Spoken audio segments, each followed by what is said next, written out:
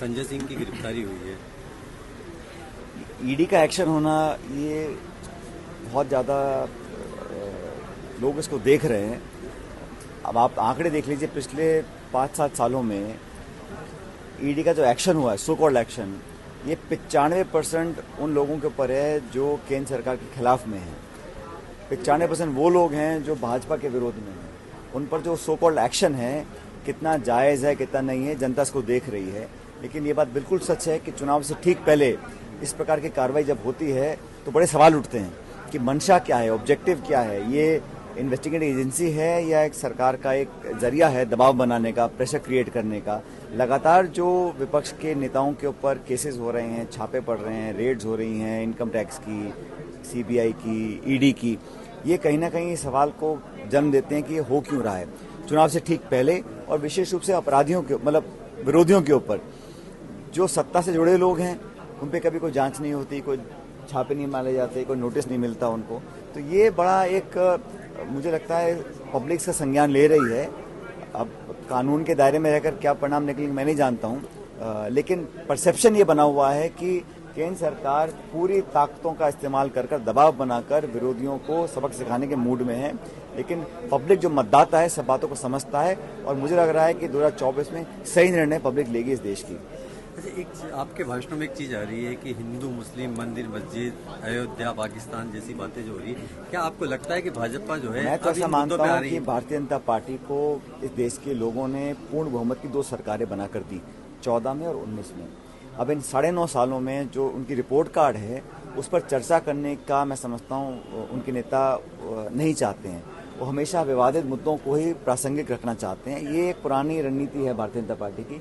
हम लोग चाहते हैं कि चर्चा हो, डिस्कशंस हो, जैसे हमारे कांग्रेस के नेता हम सब लोग या हमारी एनडीए अलायंस के लोग बोलते हैं कि आप बेरोजगारी पर, पत्रकारों की स्वतंत्रता के ऊपर, इन्वेस्टमेंट्स के ऊपर, महंगाई के ऊपर, निवेश के ऊपर, इन पर चर्चा करो और बताओ कि इस देश में खाई क्यों बढ़ गई है अमीर गरीब की, और इतने लाखों करोड़ रुपए उद्योगपतियों के माफ हो जाते हैं, किसानों की कुर्की हो जाती है। इन पर कोई चर्चा करने को तैयार नहीं है।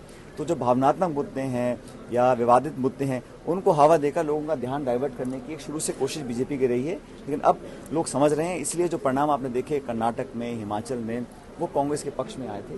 और जो आने वाले विधानसभा चुनाव हैं इस पर भी मुझे लगता है जनता हमको अपनी मोहर लगाएगी और कांग्रेस पार्टी को विजयी बनाएगी। ईडी की कार्रवाई को लेकर कांग्रेस पहले अपना विरोध जता चुकी है, दिल्ली के अंदर सशक्त विरोध जताया गया। क्या इस तरह का फिर कोई विरोध जैसी कोई बात? देखो, हम लोग तो जो गलत है उसको गलत बोलना पड़ेगा, और अगर सरकारी एजेंसीज इस प्रकार की कार्रवाई करती हैं जो पूर्ण रूप से राजनीति से प्रेरित हैं तो उस पर हम लोग उसका पूरा विरोध भी करते रहेंगे। पहले भी किया है हम लोगों ने, और मुझे लग रहा है कि इस देश के लोग ये जानना चाहते हैं कि ये जो तमाम कार्रवाई है ये सिर्फ विरोधी नेताओं के ऊपर ही क्यों होती है, और इसमें कोई तेरा मेरा नहीं है। इसमें तो पूरे देश में जहाँ जहाँ लोग जो केंद्र सरकार के विरोध में बोलते हैं उसका विरोध, उस पर दबाव डालने की एक कोशिश केंद्र सरकार करती है। चुनाव आते आते जो है मुआवजों पर भी विरोध प्रदर्शन होने लगे हैं।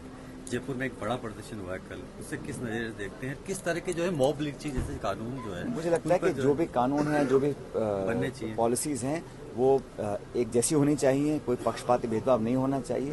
लेकिन हमारा जो चुनाव का मुद्दा है, चाहे राजस्थान है चाहे बाकी जगह, वहाँ किसान, नौजवान, महंगाई, बेरोजगारी, आगे की संभावनाएं, भविष्य की नौजवानों के लिए हम क्या तैयार कर सकते हैं उस पर करना चाहिए। एक विजन रोड मैप होना चाहिए। उसके अभाव में मैं समझता हूँ कि जो चर्चा और डिबेट्स हैं वो बहुत ज़्यादा सार्थक नहीं है, और जो पब्लिक इश्यूज हैं उस पर ही चुनाव लड़े जाने चाहिए। कल नड्डा जी जयपुर में थे, उन्होंने कहा कि गहलोत साहब का समय आप पे निगाह रखने में ज़्यादा बीता है। क्या करें? जेपी नड्डा जी ने कल कहा कि गहलोत साहब का समय सरकार चलाने से ज़्यादा आप पे निगाह रखने में बीता है। अब तो निगाह मेरे को लगता है कि बीजेपी को रखनी चाहिए वसुंधरा जी के ऊपर कि वो क्या करेंगे नहीं करेंगे। आपस में इतना खिंचाव है, टिकटों में जो झगड़े चल रहे हैं, और अपने आप को एक पार्टी विद डिफरेंस कहने वाली बीजेपी, वहाँ पे क्या हाल हो रहे हैं आप सब जानते हैं। ये उनका अंदरूनी मामला है, मैं टिप्पणी नहीं करूँगा ज़्यादा। लेकिन मैं इतना जानता हूँ कि टिकट किसी को भी दें, लेकिन जनता देखेगी संगठन क्या है, विचारधारा क्या है, नेता कौन है और किस दिशा में प्रदेश को ले जाना चाहते हैं। उस संदर्भ में कांग्रेस हर बार बीजेपी को हरा सकती है। विदुड़ी आज आ रहे हैं, कितना चमत्कार कर पाएंगे?